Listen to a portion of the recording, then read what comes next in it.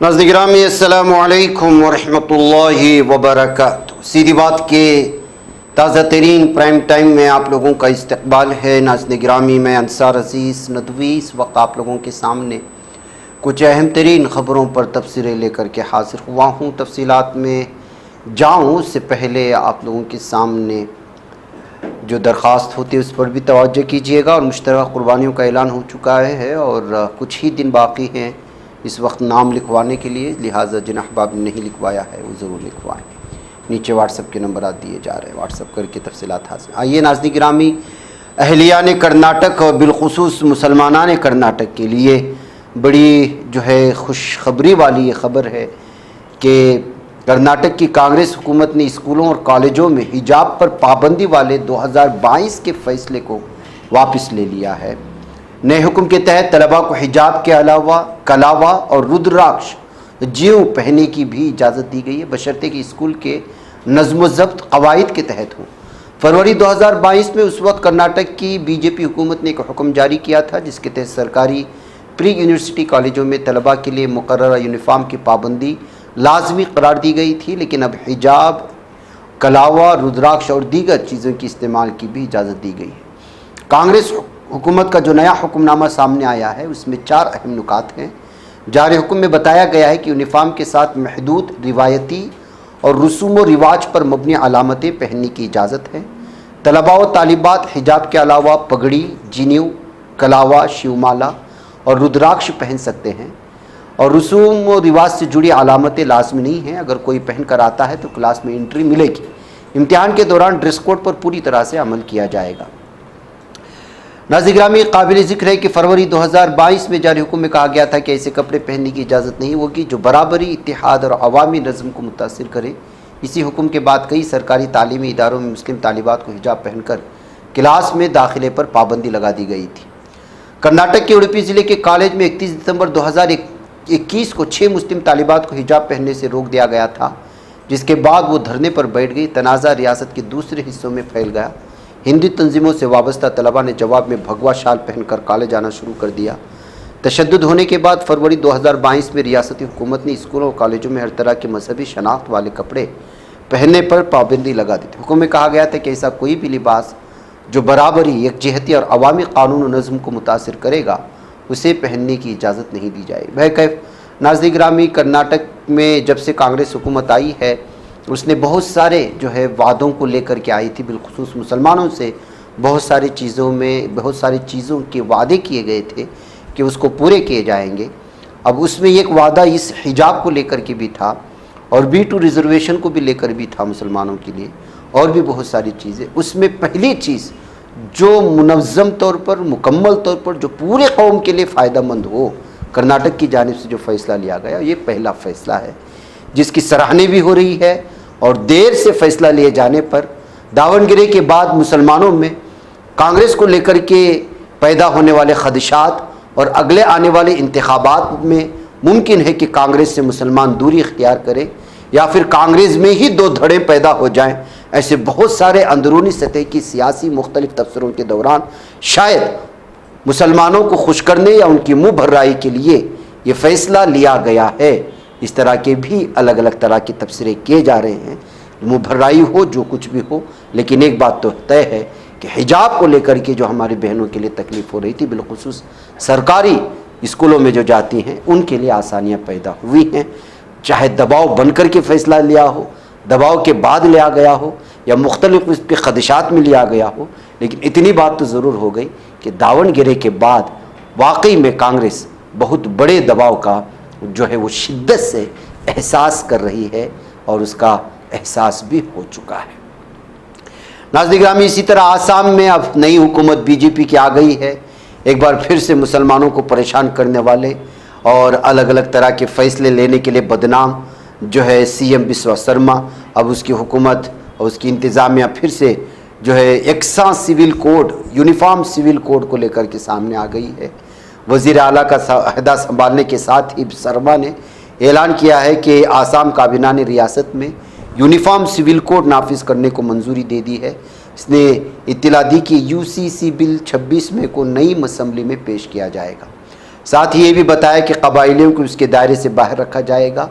वज़ीर आला हेमंत बिस्वा शर्मा ने अपनी हुकूमत की दूसरी मुद्दत की पहली काबीना मीटिंग की सदारत करने के बाद गुवाहाटी में ये प्रेस कॉन्फ्रेंस करते हुए एक्सा सिविल कोड की इस बिल की बात की है। तो ये इस वक्त जो है दोबारा बीजेपी आने के बाद फिर से मुसलमानों को परेशान करने का नया सिलसिला शुरू हो जाएगा।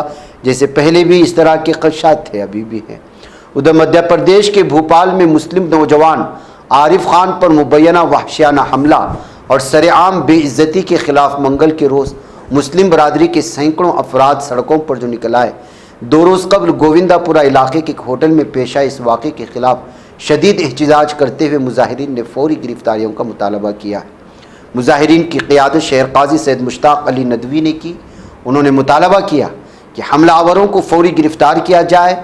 मौके पर मौजूद रहने के बावजूद पुलिस मुदाखलत न करने वाले पुलिस एहलकारों के खिलाफ भी सख्त कार्रवाई की जाए। मुजाहिरीन ने इंतबा दिया कि अगर 24 घंटों के अंदर मुलजिमीन गिरफ्तार न हुए तो शहर बंद की काल दी जाएगी। एहतजाज का आगाज़ काजियात अहाते से हुआ, जहाँ मुस्लिम बरादरी के अफराद ने वाक़े की मजम्मत की। बाद हज़ार रैली की शक्ल में पुलिस कंट्रोल रूम तक मार्च किया गया। मुजाहिरीन ने इस वाक़े को न सिर्फ एक फ़र्द पर हमला बल्कि फ़िरका वाराना हम आहंगी और मजहबी जज्बात पर ज़र्ब करार दिया है। नाज़रीन गिरामी, एक वीडियो वायरल हुई थी, जैसा कि आप जानते हैं किस कदर भयानक अंदाज में हिंदुत्व दरिंदों ने, शैतानी चेलों ने और इन दहशतगर्दों ने तन्हा जो है मुस्लिम पर इस वक्त होटल में हमला कर दिया था। पुलिस तमाशाई बनकर ये सारा तमाशा देख रही थी और जालिम दरिंदों के खिलाफ किसी भी तरह की कार्रवाई नहीं की।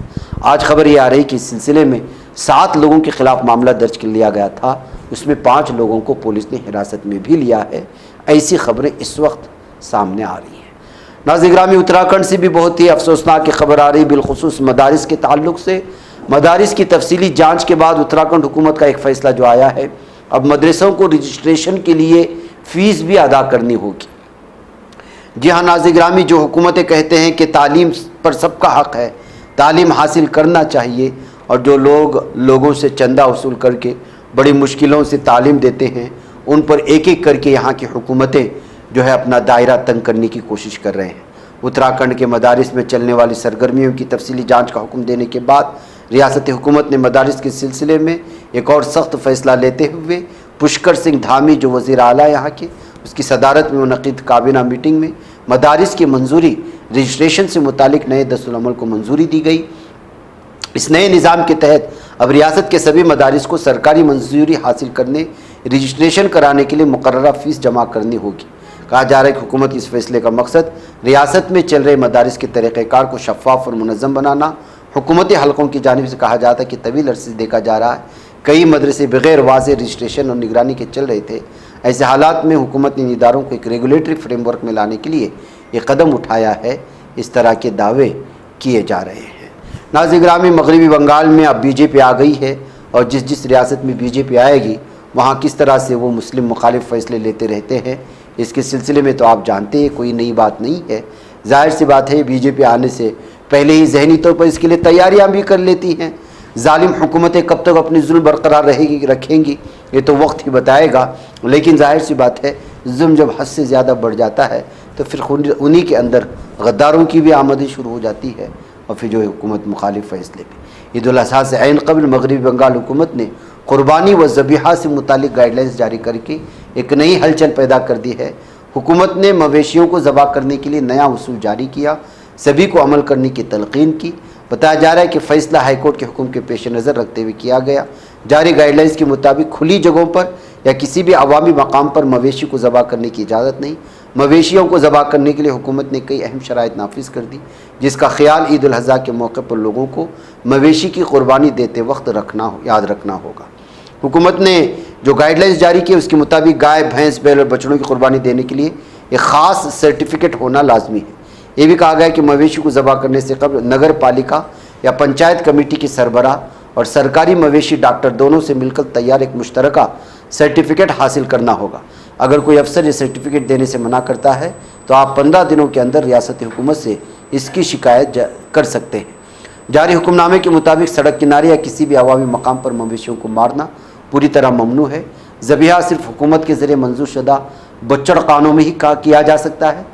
उसूलों की खिलाफ वर्जी पर किसी भी मवेशी को ज़बीहा करने पर 6 माह तक की जेल, 1000 रुपये तक का जुर्माना या फिर जेल और जुर्माना दोनों एक साथ हो सकते हैं। ऐसे जो है इस वक्त कानून यहाँ पर लागू किया गया है। नाज़रीन गिरामी, दिल्ली बार बार शर्मसार होती है और फिर जो मरकज़ी दारुल हुकूमत है वहाँ पर सारी की सारी सिक्योरिटी सब कुछ होने के बावजूद खुद उसी शहर में, उसी रियासत में किस कदर जो है ख़वातीन जो है वो पूरी तरह से लाचार हैं, गैर महफूज हैं और बार बार क्यों दिल्ली शर्मसार होती है। आप देखिए दारुल हुकूमत दिल्ली एक बार फिर ख़वातीन के ख़िलाफ़ संगीन जराइम के बायस सुर्ख़ियों में आया। खातून के साथ मुबैना तौर पर चलती हुई स्लीपर बस में इज्तिमाई ज़्यादती का अफसोसनाक वाक़या पेश आया। पुलिस ने कार्रवाई करते हुए बस के ड्राइवर और कंडक्टर को गिरफ्तार किया है। रिपोर्ट्स के मुताबिक मुतासिरा खातून उत्तर प्रदेश से दिल्ली आई थी, एक निजी स्लीपर बस के ज़रिए सफ़र कर रही थी। इल्ज़ाम है कि सफ़र के दौरान बस के ड्राइवर और कंडक्टर ने खातून को निशाना बनाया, चलती बस में ज़्यादती की और खातून ने मौका मिलने पर पुलिस को इत्तला दी, जिसके बाद फौरी कार्रवाई की गई। पुलिस के मुताबिक मुतासिरा खातून का तिब्बी मुआयना कराया गया, जबकि दोनों मुल्ज़िमान के ख़िलाफ़ इज्तिमाई ज़्यादती और दीगर दफ़ात के तहत मुकदमा दर्ज कर लिया गया है। इब्तिदाई तहक़ीक़ात में कई अहम शवाहिद भी हासिल होने का दावा किया जा रहा है। तो नाज़रीन गिरामी, केरला में वज़ीर आला कौन बनेगा, इसको लेकर के बड़े अलग अलग तरह के जो है बातें थी, गुफ्तगू थी और तज़ब्ज़ुब भी जारी था। अब आखिरकार इस तज़ब्ज़ुब पर ब्रेक लग गया है। केरलम में वज़ीर आला के नाम पर जारी तज़ब्ज़ुब वाली हालत बिलाखिर ख़त्म हुई। कांग्रेस ने जुमेरात को वीडी सतीशन के नाम का ऐलान करते हुए कहा है कि वो रियासत के वज़ीर आला होंगे। सतीशन केरलम के प्रावर से रुकन असम्बली हैं। वज़ीर आला की रेस में केसी वेणुगोपाल, रमेश चनीथाला के साथ उनका नाम भी शामिल था। कांग्रेस के सरकर्दा लीडरान की मीटिंगों और मकामी लीडरान से सलाह मशवरे के बाद सतीशन के नाम पर मोहर लगी है और कांग्रेस जनरल सेक्रेटरी दीपा दास मुंशी ने इनके नाम का अब बाकायदा ऐलान भी कर दिया है। नाज़रीन गिरामी, नीट एग्ज़ाम से वाबस्ता इस साल के हज़ारों तलबा के साथ, उम्मीदवारों के साथ जो है इस वक्त धोखा हुआ है, उनके साथ जो नुकसान हुआ है, उनकी मेहनतों पर जो पानी फिरा है, ये साफ़ और वाज़ेह तौर पर लोगों के सामने है। नीट 2026 पेपर लीक मामले को लेकर इंडियन यूथ कांग्रेस के सदर उदय भानु चिप और NSUI के सदर विनोद जाखड़ ने मुश्तरका प्रेस कॉन्फ्रेंस में मोदी हुकूमत, बीजेपी और NTA यानी नेशनल टेस्टिंग एजेंसी को सख्त तनकीद का निशाना बनाया। दोनों तंजीमों के लीडरान ने इल्ज़ाम आयद किया कि मुल्क के तालीमी निज़ाम को मुनज़्ज़म अंदाज में तबाह बर्बाद किया जा रहा है, लाखों तलबा के मुस्तक़बिल के साथ खिलवाड़ हो रहा है। उन्होंने ये भी इल्ज़ाम लगाया कि पेपर लीक के पूरे नेटवर्क को सियासी तहफ़्फ़ुज़ हासिल है और इसके लिए हुकूमत बराह रास्त जो है ज़िम्मेदार है। और आपको मालूम होना चाहिए कि इस सिलसिले में एक बीजेपी लीडर को भी गिरफ़्तार कर लिया गया है, जो इस पेपर लीक का सबसे बड़ा ज़िम्मेदार था। गिरफ़्तार कर लिए जाने वाले इन लोगों में CBI ने राजस्थान के सीकर से मुल्जिमान मंगनी लाल बनवाल, जमवारामगढ़ के भाई दिनेश बनवाल, बेटा विकास बनवाल, हरियाणा के गुरुग्राम का रहने वाला यश यादव और नासिक के शुभम खेरनार को गिरफ़्तार किया गया। शुभम ने ही जो है यश को पेपर दिया था।